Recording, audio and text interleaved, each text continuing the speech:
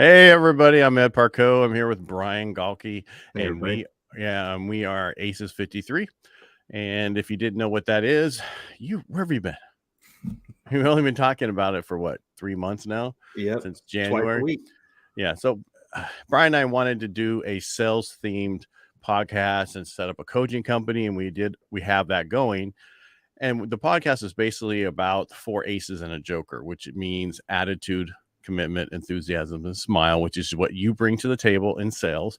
And then the joker is that wild card or that unique ability that you have or that you can learn. And Right. I came across this 20 some years ago in college, shelved it for the last 15 years, and it fell out on, I think in December, out of the cabinet going, oh, that'd be perfect for what we want to do. Right. So that's who we are. And I think we've helped a lot of people because I've been getting some comments and talking to me about how they like what we're doing and what we're going over, because we're getting back to the basics. Right. Right. Everybody's was so used to you grabbing the low lying fruit. And now it's so much harder to get a client.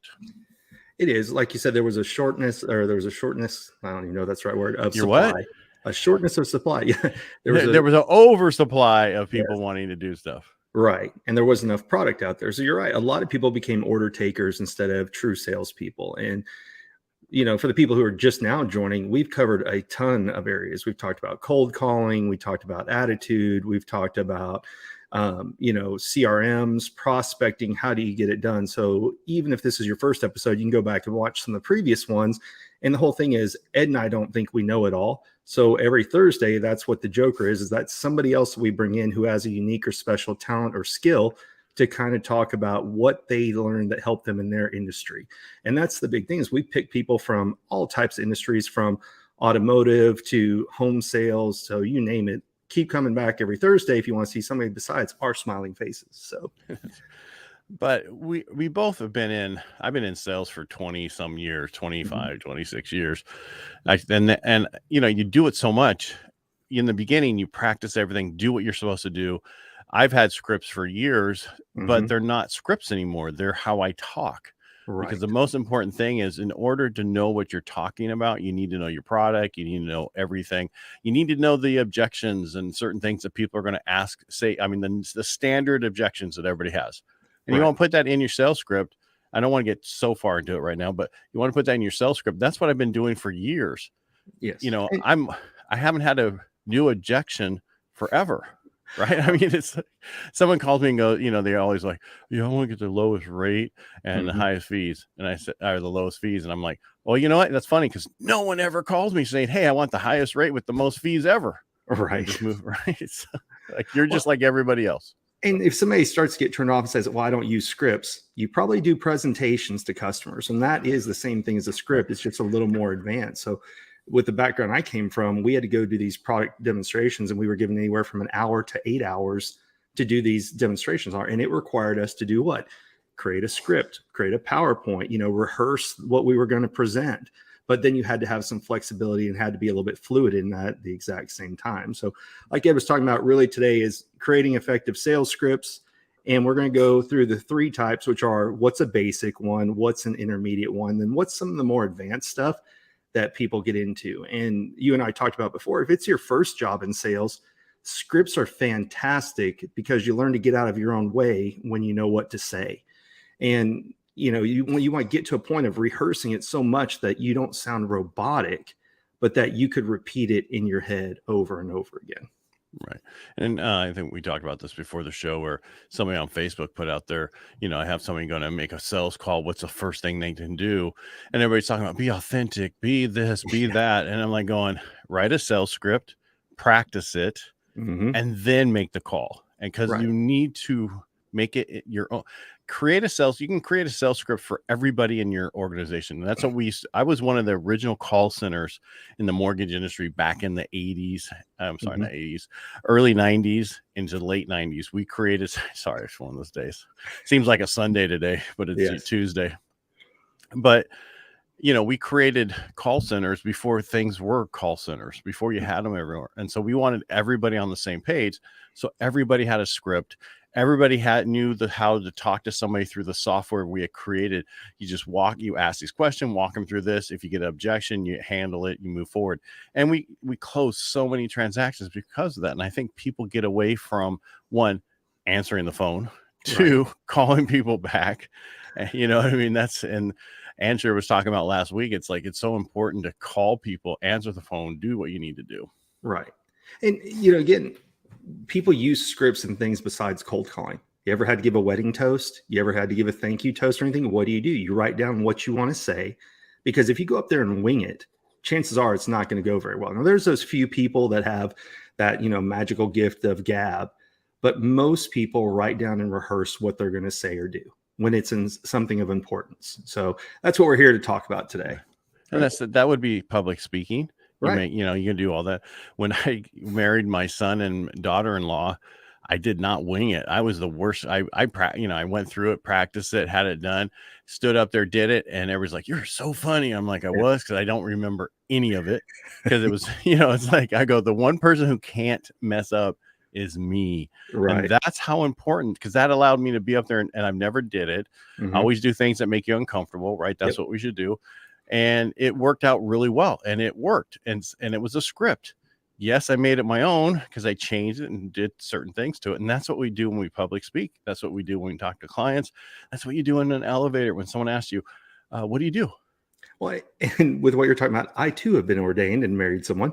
And it was funny, because what do? You create the script. So in the videos from the wedding, I have my iPad there, because I interviewed them independently. And then I knew what some of their hobbies were. So I threw in some jokes about, she liked horseback riding. He does weights. He's an attorney. So you find little things about the customer. And that's what we're going to cover a little bit later, would be an intermediate or an advanced script, is what's not generic, but what's customized for who you're going to call. But that's what, if you've ever had to marry someone or give a big toast, like you said, there's only one person. Well, there's three people, right? You have to do a good job up front, and they both have to agree to I do. But I mean, they can make they can make a mistake. They can do, because they expect the bride and groom to make a mistake, but not the officiant. Yes. Right. And I went to a wedding where the officiant forgot to tell everyone to sit down, so they stood the entire hour long, because everybody was afraid to slowly, But yes, so I had seen that happen firsthand. But that's funny. Well, for me, I had my iPad also. Yes, but I had to take my cover off, because nobody wanted to see me with my little, QR codes that they could snap a picture of. But I also put their vows on it, just in case they forgot. Right? They had their paper. We had all that, but just in case something happened. And then we were going through, what they were saying. I showed them on the iPad so they could read it, instead of, I know you were jumping into your banners. You're so into your banners. Yeah. But I showed it on the iPad so they could read it, so that in case they lost their train of thought. Yes. And that's what's important. Scripts are really there for you to practice, but also to bring you back in case you lose your train of thought, so you don't forget something during that process. Absolutely. You can turn them into checklists or bullet points, right? And that's what we've talked about before, is some people, when they get up, they pretend like they're holding up their own book if they're a speaker. And on the back side of it is their bullet points of what they want to remember to hit. But with that being said, the basic script. So you mentioned this earlier. We talked about it. Is I was just looking on the back of my book. It doesn't have that. So do I have to put that on my back of my book? Yeah, that's because you write it on there with a post note before you go. Oh, is that how you do it? So are you talking about this book right here, getedsbook.com? Yeah, that one. Yeah, it's actually not doing so bad. It's amazing how inexpensive you can print your own copies and have them, so you can give them out. Versus, that'll be my next journey. Yeah, there you go. Yeah. But you brought this up. What you do is you think about or talk to what are the questions or concerns that customers have had, and go ahead and put that into your script. So if you can address what people have concerns about while you're talking to them, you don't have that awkward close at the end. And we're going to talk about that. What's a CTA? But too many people, it's like how some people go out on a call date. To action, by the way. Yes. That's a call to action, in case you didn't understand that. Here in a minute. Don't steal from my banners. No, wait. No, it's the people use acronyms too much, and then assume everybody knows. Right. I had this whole thing on Helping the Brave last week. They kept throwing out military. I'm like, okay, stop doing that. People don't understand what you're saying. Right. Some might, but not everybody. Agreed. now I forgot what we were going to say. So you talk to your customers, find out what they're going to talk about, because people treat sales like dating, which is you don't really give a whole lot of information. Then you just suddenly go for a kiss at the end of the night. And it's like, whoa, okay, you can sprinkle in things in the very beginning instead of having to wait till the very end, because everybody's expecting a pitch at the end. If you kind of have a conversation throughout that about all their concerns and everything, it makes it easier to end the call. So, when we were talking about earlier, what are some of the basic scripts? So in here, what makes you different, right? So what are your key differentiators? What are the customizable features? You have to know your product and your service inside and out. So in addition to that, you have to know what your competitors offer as well. Well, and that's a little more in the advanced and intermediate section. But if you're in any industry, you need to have an idea of how your product is different from everyone else's. A little bit later, then you can get even deeper and deeper into that. Thanks for doing it. Yeah. I wanted to get your camera there for, so you I know. I need as much FaceTime as possible. What can I say? But it's true. I mean, the thing that's crazy is I had somebody's, meant to make that one go away, who they did start out in telemarketing. That was their first job when we were in high school. I worked at a plant nursery, but they worked as a telemarketer, and they would just give them a piece of paper and say, go call and repeat this line. And it was good training for them because it got them over their fear of making phone calls. And that guy ended up going into automotive sales, high-end Cadillac, and then he's a pharmaceutical rep now. So it helped play into his sales journey. But when he got into actual selling products like the high-end cars and automotive, they sent them through advanced training that they had to know the product inside and out. And that's a big difference, is don't just memorize the script.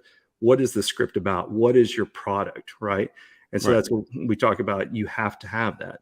And you are much better on the next one I'm going to pop up, because we all know before we move on, I want to go back to because that's the one thing I did in my industry, because I've been in the mortgage industry forever. But when I first got in, I read the manuals on underwriting of FHA, VA, everything about it. So I knew if something popped up while I was talking to them, I knew what I could do or what I can't do. And also I didn't rely on an underwriter to kick it out. Right. I could tell, because there were so many times I got into, I don't want to say fights or arguments with the underwriter and the processor, and they ended up always being wrong. So, that's important too, because a lot of times people just don't know. They don't want to take the time.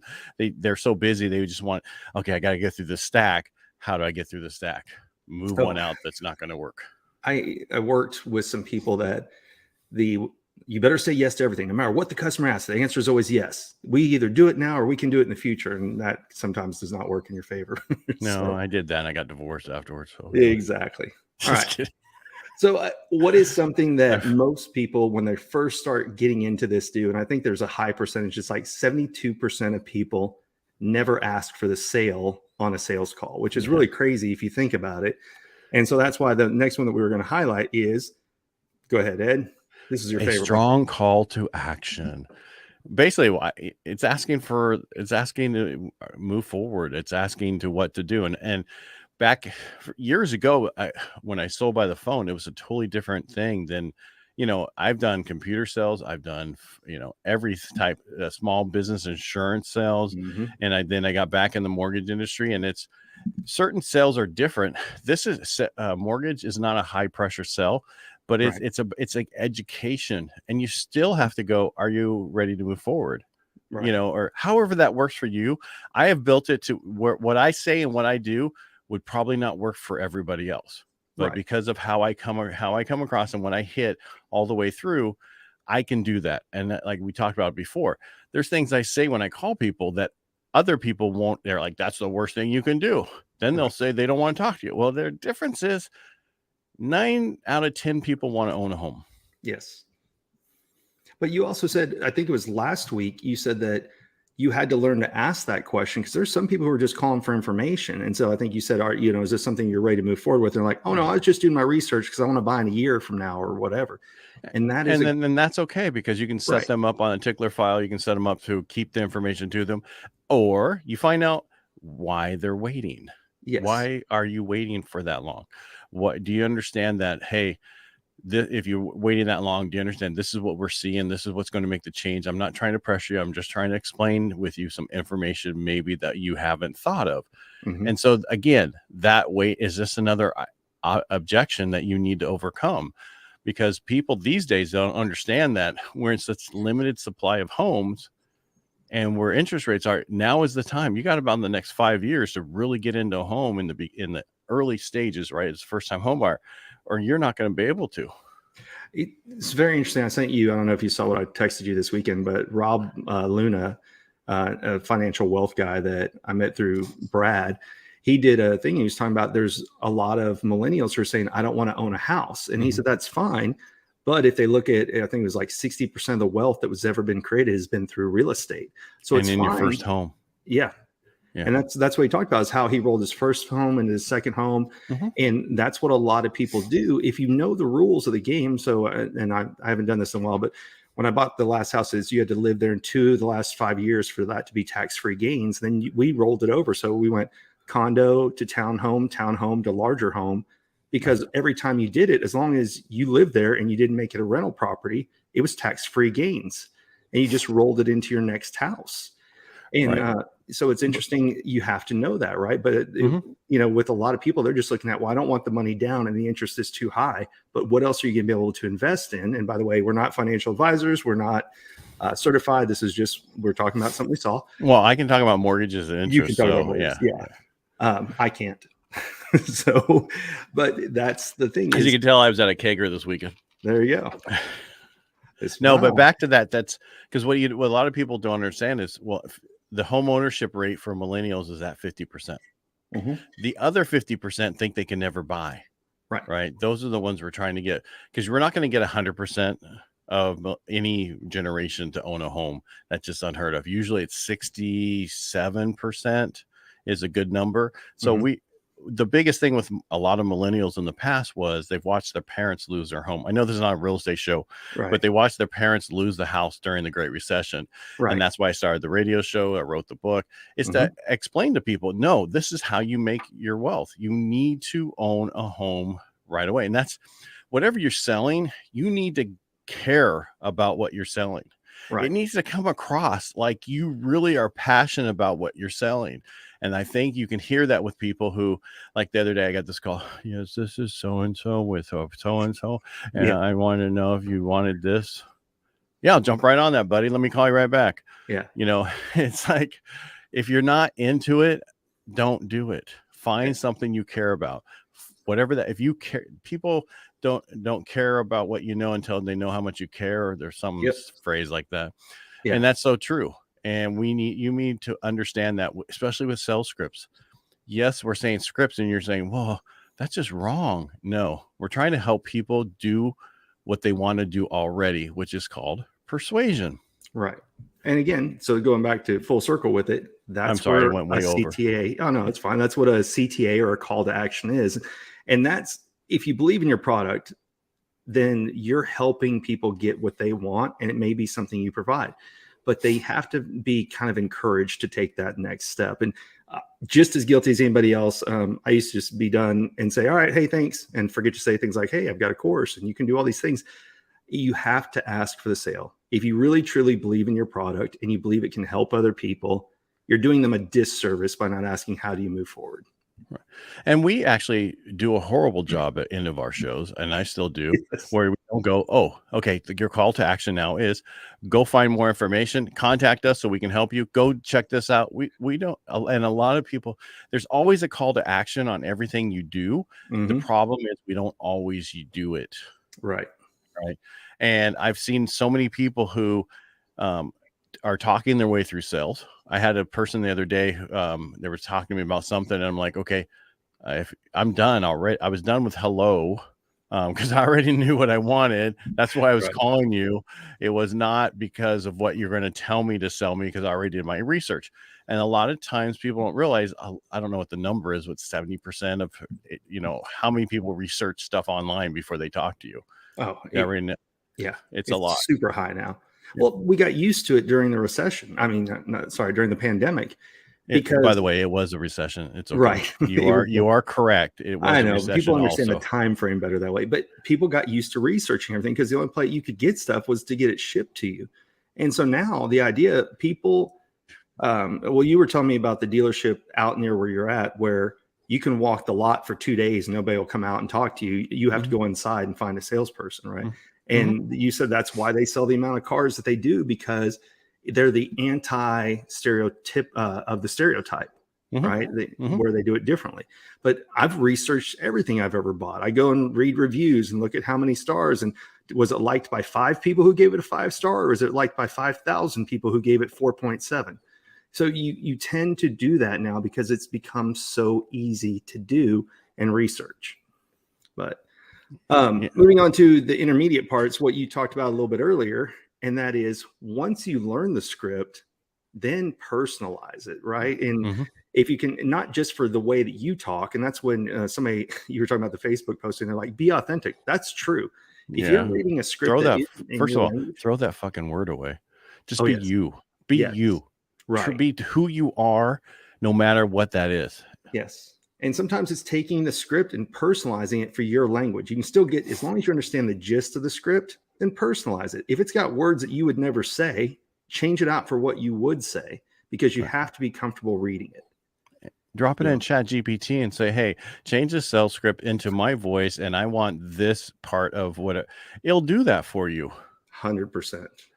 And, a lot of people, then edit it more yourself. I don't like that. Well, then don't like it. I don't care. But that's what you should be doing. You want to do a really good job, use the tools that are available to you so you can do a really good job. Yes. And this is the mistake that people make. They try and use the same script for everyone. And what I used to work with is small agencies and large agencies, and they operated so completely differently. If you tried to use the same type of script, it would not go well. And again, mine was more presentations than it was actually cold calling script or warm leads. But if you went out there and you try to use the same script for both customers, you're not going to win either one. So there comes to be a point where once you're past the base level of sales, that's when you start defining what type of avatars do you have. You've made enough calls to understand who are the different types of customers you are. Now, if you're just given numbers to call, you can't necessarily do that other than personalize it to you and how you speak. But if you know you're calling different types of customers that fall into certain categories, have a script for those different categories.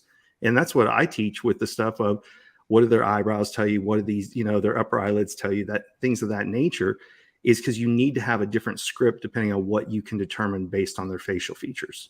And like we talked for the last 3 months, no other time in history can you go and find somebody, find their picture, know who they are, understand how they take information. It's going to get to a point where we won't even, the bots will be telling us, here you go, this is what we found for you because we know who you are.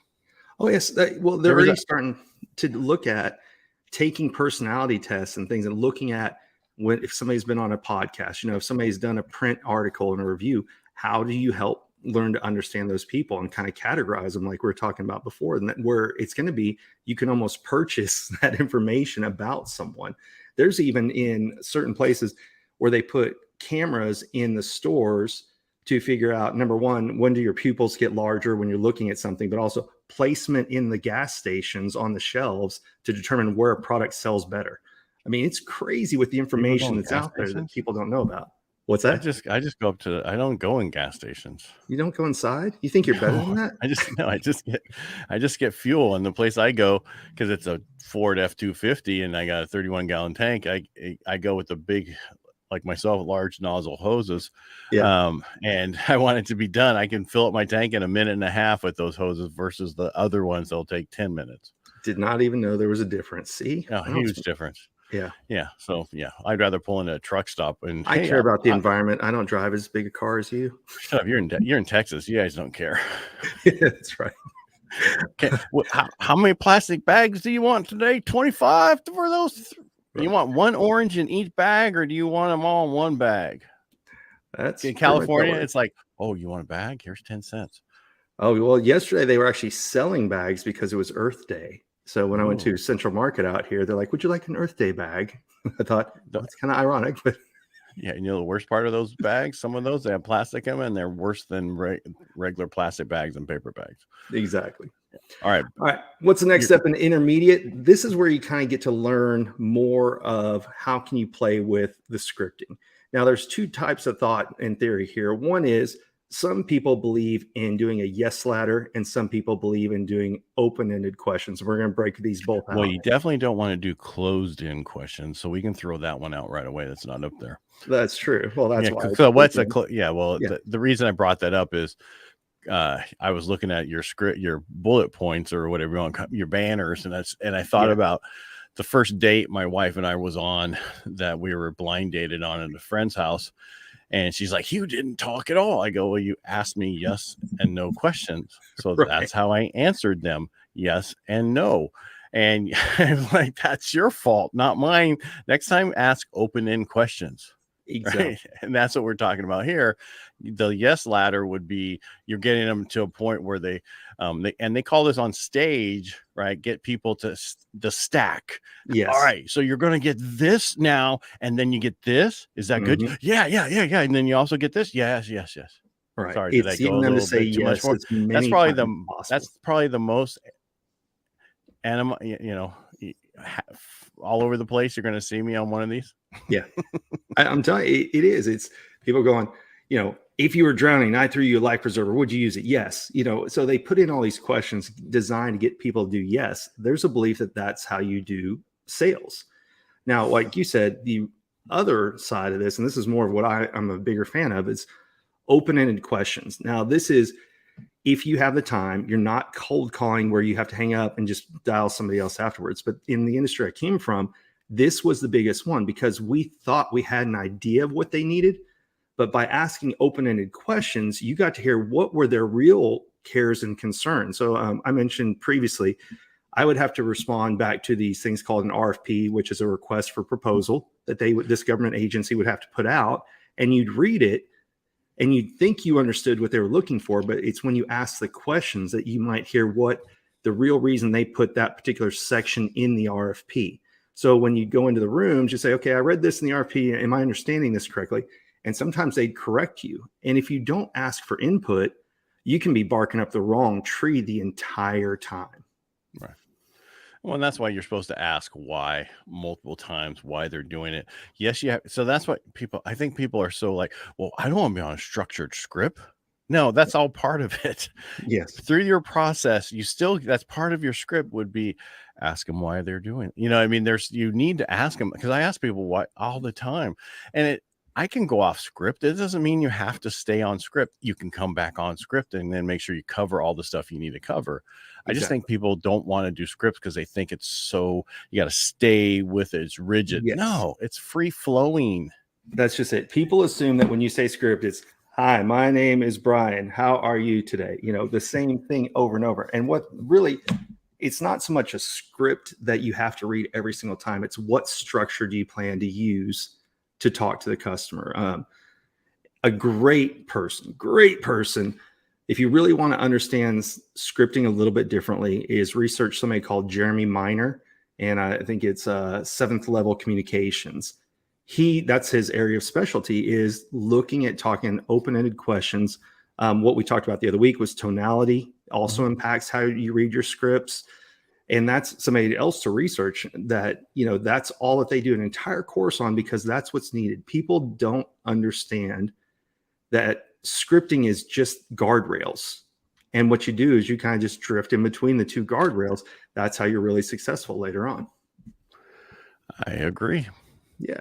All right. Yeah. Ready to jump over to the advanced ones? Well, this a lot of people don't understand the different open-end, laddered, what works for you you need to practice, right? Practice on people, because people will know when you're being insincere. I can't even talk today.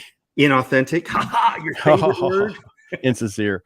Because you need to care. You need to understand what you're talking about. And that comes across in your voice, tones and inflections in your voice, the stress in the other clients.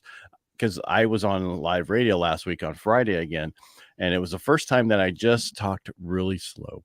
meaning that I was not in a hurry and I was going through the stuff and it was more relaxed. And one of the guys like, dude, I could listen to you all day. I was like, okay, is there something I need to know? Yeah. Yeah.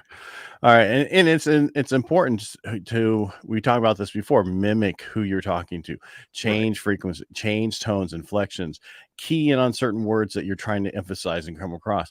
There's nothing like live radio or on radio to get you to do that. And I script, not my, well, somewhat my live radio at that time, right? I had an opening monologue that I did. And then I do it word for word? No. And then I always, on my radio show, we have a script every time. An opening breaks all the different things through. Do I read it? But do you know I'm reading it? No, because half the time I just change stuff as I'm talking. Right. And again, it's guardrails.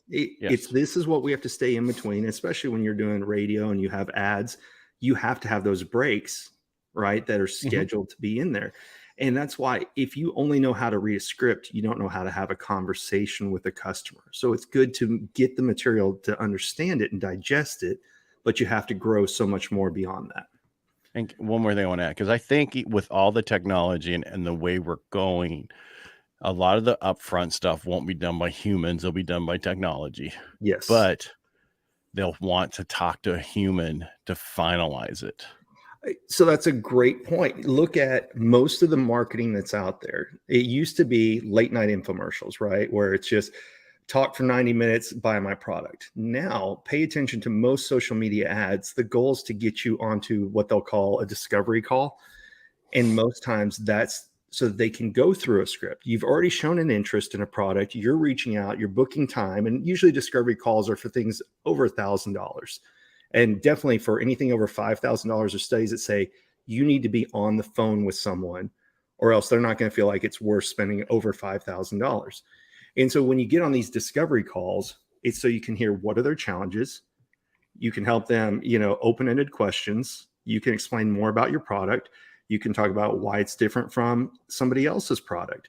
And you can do all these things. And that's where the advanced level ones are. So if you go and research high ticket sales or high ticket closers, that's what type of training they all go through is when a warm lead comes in, how do you just make somebody feel comfortable with anything that's higher than $5,000 for them to purchase, right? But you're right. Most of it's going to be done, especially with AI coming on board. They're going to create the artwork. They're going to create the copy. They're going to create the flow, the price, the duration of your course, everything else. But a human person is still going to have that conversation to make another person feel comfortable spending that money. There's a new series on Paramount called Rabbit Hole. Have you seen it? I have not. Yeah. So it's with Kiefer Sutherland or whatever, the one he did 24, right? Yeah. So, and it's basically bottom line was some guy's overseeing everything, controlling everything, right? And he's in everybody's business and it's showing with data where it's going and all that. It's actually, if you get past all there's a lot of brutal, shooting and stuff in there. So for my wife, that's really brutal. Well, don't watch it. Because she doesn't, I wasn't even paying attention to that part. I'm just the script and how they're doing it. And that's where we're at. It's going to get to a point where we don't have control over certain stuff anymore. We're watched, everything we do, everything. And that's where we're going. So we just have to be okay with that. But we want to have the human person at the end during the process. So we know that the Terminator isn't taking over. Right. Oh, we still, too, there's a certain human need when we get on the phone, we want to talk to a person. How many times are you tired of yelling representative when you're trying to talk about zero? Yeah. Oh, so I hold it down. I don't even talk to anybody. Yeah. Oh, there's a website. It's like how to bypass them all. But anyway. Yeah. Zero. Yeah. Hold it. You'll get to somebody. Oh, it's nuts. Yeah. But that's the biggest problem is, and if you can talk to somebody, for me, so we're in we create the largest debt in your life. You want to talk to us. You want to know what's going on. And I see that's even more important today through phone call, not necessarily through coming into the office anymore. Right. They want to talk to you, whether and most of it's okay over the phone. A lot of them want text to a certain point. I'm going to tell them I can only text so much. Right. because it's too hard. Yes, I could voice text it, but then there's always that one word, Mhm. especially when you're in vehicle, that you have to go, damn, I didn't say dumbass. Let's try that again. But you said that last time about Brian. Yeah. No, I didn't. And he says it most times, so I'm used to it now. Look, Just between hanging out with you and Steve, it does wonders for my self-esteem, so we're good. yeah, we'll get you out of the closet. That's right.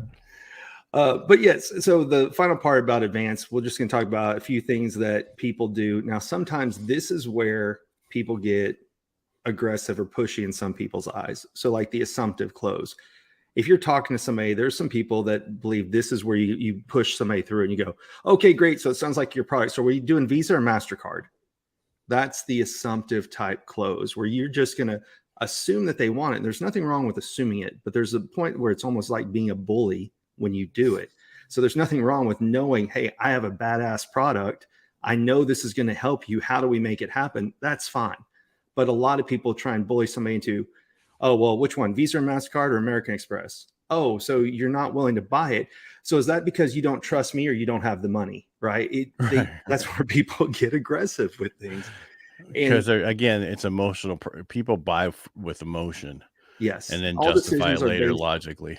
exactly, based on emotions. And then they go back and search for logical reasons that they did the purchase they did. And see, for me, if anybody does that type of close on me, we're done. I do the application close. Do you know what that, what that is, I assume. And it's not really created. Everybody else. All right. So what happens in my industry, we have to take an application to move forward. And that's how we get going on ours. It's not necessarily, do I need to do, any other type of close, there's also, I've talked about this before, takeaway close. Yes. That is the best close ever, because it's like your daughter, right? You don't want to tell her not to date this idiot that you don't like. You tell her to go ahead, because if you tell her don't do it, she's going to want it more. That's same thing. And that's how that close works too, because how we're rooted. But for me, that's occasionally I've had to do that in the past with, refinances or certain things like that. But someone buying a house, it's always the application that tells you they're ready to move forward. And it's not really a hard close, because I tell them, I said, this is not a hard close. I'm not trying to force you to do something. When you're ready, I'm here for you. Right. And that's still a form of close, just so you know, by the way. Well, and something we didn't talk about is there's a lot of taboo words and positive words in sales, especially in scripts, where instead of saying the cost is this, you change it to say, well, the investment. Yeah. Yeah. And it literally, who does that a lot? Somebody we know as a coach. Don't expect, don't look at it as a cost, look at it as an investment in yourself. That's right. So wording matters. So when you're looking at scripting, that's again where ChatGPT comes in, is put in what you want to say and then ask, make it more witty, make it more persuasive, aim this towards a certain demographic or target market. You can do all those things in ChatGPT. So if you ever think, well, I'm not that good with words, the computer is. Right. And what you should do is get every book by Zig Ziglar and any on the close. And then what you should do is tell, hey, ChatGPT, as an expert as Zig Ziglar on closing, help me write a script for my product, blah, blah, blah, blah. But then they'll write it in the tone of Zig Ziglar, who knows exactly what to do. A lot of the stuff that he did is everybody still uses today, but they've coined it their own, when in reality, it's not. Oh, everybody has a little bit of a twist, but to your point, everything is built on the basics that they learned from people like Zig Ziglar, Jim Rohn. I mean, even Tony Robbins worked for Jim Rohn first, right? So when you talk about a speaker who does big events, people always think of Tony Robbins. He didn't come up with it all on his own. He learned stuff from Jim Rohn, and then he added to it, so it's out there. The final one in the advanced is the contrast and compare. And what this is we mentioned earlier, it's good to know about your product, but you have to know the little minute details of what makes your product better than who else they may be looking at. Now, if you're cold calling somebody and they didn't know what they were going to be getting, you still have to know why yours is the best in the industry. In the industry I came from, we knew who the competitors were and we knew who they already had. And so we knew, what do we do better? And then we also knew what do we do worse. But the point is to bring awareness to the customer of what are the things that they probably didn't know about or probably weren't aware of, and why they should use you and or your service. So like in your industry, what would be a difference for you, Ed? Well, I wanted to go through one of the things you don't do is knock your competition. Correct. You Only don't talk directly about say, yeah, right. You don't ever say anything bad about any of your competition. You just talk about what you do, and that's all you can talk about. You can't don't if you ever knock your competition, you're gonna lose. yeah. Right. 'Cause it There seems like has you're been time. insecure.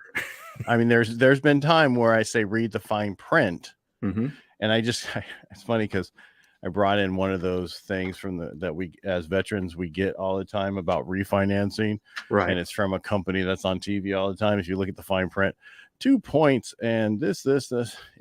So you have to read, but I never say who it is, Right. that kind of No, stuff. and you're exactly right. You just have to know the differences between someone. And people all the time think, well, no, I should bash my competitor, everything else. And because everybody's gone on a date, that's like going on a date with somebody and going, well, but I'm better than Frank because nobody cares. You're here to talk about you and why the person should go on a second date with you, not why they should only move forward with you because you're better than somebody else. It makes no sense at all. Right. And for me, the contrast, I would look at it as doing the, um, what's his name? Benjamin Franklin close, where you would do, it's like a T account, Mhm. like accounting, you do your cons, pros and cons. Right. And then this is what I explain to a lot of real estate agent is if someone's questioning whether they should move forward, you Mhm. draw a line in the middle and you say, okay, here's the pros. You Mhm. write all the pros for them. And then you slide it over to them and say, now you write the cons. Oh, I've And they not never heard of that get one before. past, you never get past usually 2 cons, and the 2 cons versus the 8 or 10 pros. And then they go like, see, so do you think you should move forward? Yes. I was wondering where you're going with that because I thought you were going to have a kite and a key, and I didn't understand where you were headed. So, No. It was accounting. It's accounting, pros and cons. You have debits and credits. It's a right. T account. So it's just like accounting. And that's Mhm. how it came from. And it was pros and cons. And you write the pros. That's what you do as the salesperson for that Right. person. You write the pros. Mhm. Then you turn the page to them and have them write any cons. And it's just What? so that they can work through it. It's just another way to work through it. And it works really Absolutely. well. Well, and we talked before. Let's say that you work for a smaller company and they're using a larger company today. So you can say things like, as part of being a smaller boutique firm, we have, you can talk about hands-on customer service, and they may be treated like a number versus an individual while dealing with a large company. So it's knowing those little things that make you different from your competitors without, like you said, don't bash. Attacking when you talk trash about someone, they assume you're going to talk trash about them when they're not in the room. And it's Correct. never a good way to leave a customer. If you believe in your product, talk about your product, not your competitor. Right. And again, I think what we should do next week is have Mhm. start working on some closes. What do you Yeah, think? that So works. we've been talking scripts, and like half this last part's been, hey, what about this close? You like this close? Yeah. And a lot of people go, I don't like to use closes. It's just helping people get to where they want to go, which is persuasion. We're not manipulating people going, you have to sign here today. Well, and the question is, what is a close? So, for example, you can have a QR code says, "Hey, if you want to get a copy of my book, or you want to reach out to me, here's a QR code that you can follow me." That can be a close. So it's not the hardcore what people picture, Boiler Room, Glengarry, Glenn Ross, all these movies. A close is simply getting someone to take some type of action. Is it give you a phone number? Is it give you an email? Is it give you a referral? Those are all closes. I'd love to do one on that because that's a weakness I have. I'm not used to asking for the business. So, Well, that's because and that's important. That's part of what we're talking about. The call to action is asking for the business. You can absolutely. talk all day long. If you don't ask for the business, you're just wasting everybody's time. Mhm. They want that, they didn't walk on the lot. They walked on the lot and they want to buy, and Right. that stupid thing from Glengarry Glen Ross, which is true to a certain point. People are looking so for me, I don't go look at anything I don't want to Yeah. buy. Right. Mhm. And so I won't go, Marcel. No, I don't want to because I'm not ready to buy it. So let's move on. When I'm ready to buy, that's the only time I show up. Right. And, like you said, a close may be asking for a referral after you've already helped someone with business. So it's not always a No, that's a bullying. referral. Right. But it's a That's call to that's action. that's a But that's but that's not a close. Call to True. actions aren't technically a close. Call to actions are what's the next step for your client to do this. And I'm not saying you're wrong, Brian. So please, I don't think I came across that way. If I did, I apologize. I did. I'm gonna go cry now. Okay. I'm good. Do you need to? Do you I need your a moment. feelings? I'm gonna go off screen. Do you need to get in the corner of your feelings for a little bit? I do.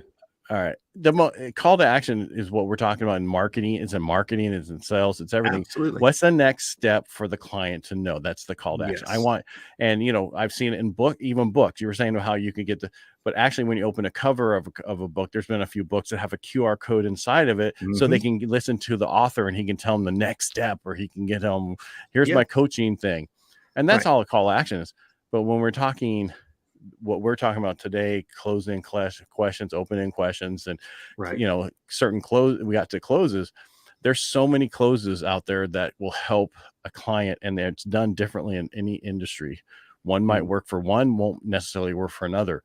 And it's just helping that person make that decision they want to make anyway. People do not want to make a decision because they're afraid to make a mistake, period. Yep. And you have to help them get over that. That's kind of what a close does, is it gets them up over that. And people, and that's because think about it. Today is even worse. How people don't want to, most millennials are afraid to buy right now because they don't want to make a mistake. They don't want to do this. You're not going to make a mistake, but they're afraid because of where the market is. Well, and it's crazy because they're not afraid to buy a high-end luxury car, and those always depreciate in value because they know it's going to. There is no question what's going to happen. The problem is they just don't have the information. It's that getting past knowledge needed to overcome waiting. We're going to have to do a show on that now too. Yeah. But that's the other thing is, how do you get them past that? With education, and that's how you need to help your clients. Help them with education. That's why I wrote the book. I sent it out to every person I talk to have them read it before we do anything. Right. Thanks for putting that out there. Yeah, no problem. Financial freedom, building personal wealth through home ownership, which tells you need to buy a house. 90% of most millionaires are, I know it sounds pretty small, but that's Andrew Carnegie said that most people made their wealth out of real estate, and it's so true. Yep. And then, is that it today? It's about to be. I'm just Mr. Rogue Fitness. I know. I'm putting something else up. What happened with just black t-shirts today? I changed it up because I came straight from working out. And 10 AM PST. I'm putting something up. I'm working on a banner. 1 second. All right, for Brian, get Brian's information. You need to start pushing your stuff, sir. I know, and that's why the CPA one will work for me. There you go. That's what I was trying to put together. I wish it would broken up into 2 lines, but we're here every Tuesday and every Thursday, 10 a.m. Pacific, because I'd like to worry about his time zone, noon Central. But on Thursdays, did you know just in California, there's 40 million people in that time zone? So I don't know. I do know.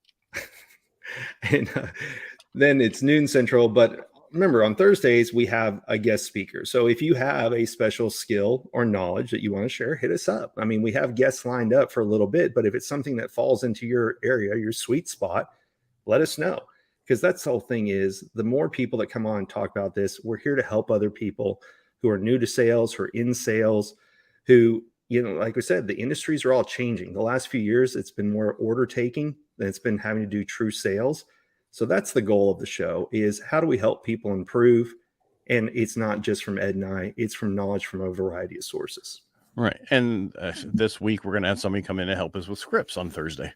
Correct. And you'll see the announcement on Wednesday. Yes. He's a good guy too. Yeah, because Brian, unfortunately, so he not only will he be the Joker, he's also going to be the guest host. Yes, I will be on an airplane. Twofer. He's a twofer today. And ironically, he's going to be going and actually meeting with you, doing the podcast with you, and then I'll be meeting him in Vegas. So it's ironic. It's totally ironic.